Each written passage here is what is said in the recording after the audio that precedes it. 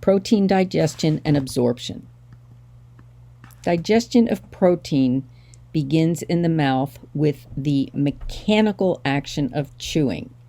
Along with everything else that's in your mouth, it forms a bolus, which crosses over the esophagus, which crosses over the epiglottis, goes down the esophagus, crosses over the cardiac sphincter, and enters into the stomach.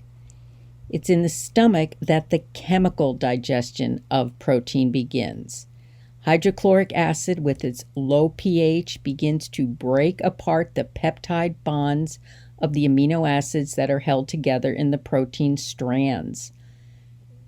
We also have the enzyme pepsin that begins to break apart or denature protein. Now, pepsin is the only enzyme that I describe that does not end in ASE. And you may be wondering, how does an enzyme, which is a protein, survive in the low pH of the stomach if all proteins begin to get digested there? Good question. That's because pepsin exists as a precursor molecule known as pepsinogen. Pepsinogen generates pepsin. In the presence of hydrochloric acid, when protein digestion begins, pepsinogen is broken down into pepsin, and thus proteins can chemically be broken down by pepsin as well as hydrochloric acid. These contents of the stomach then form a semi-liquid mass of partially digested food known as chyme, cross over the pyloric sphincter, and enter into the small intestine. We then have proteases that are released from the villi and microvilli of the small intestine, as well as proteases from the pancreas that continue to break down amino acid chains of protein.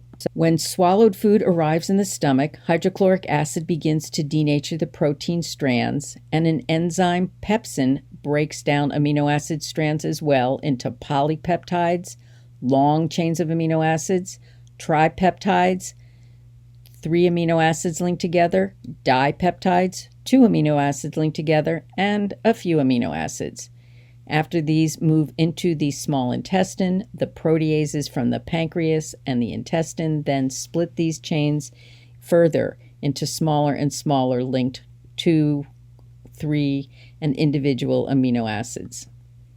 And in the small intestine, the proteases on the surface of the intestinal lining, the villi and microvilli, and within the absorptive cells split tripeptides and dipeptides until ultimately we have single amino acids that enter into the bloodstream.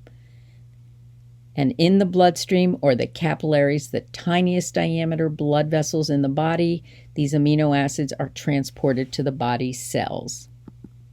And here we have Sydney again with a summary of all the actions going on in the digestion of protein, both mechanical and chemical. Thanks, Sydney.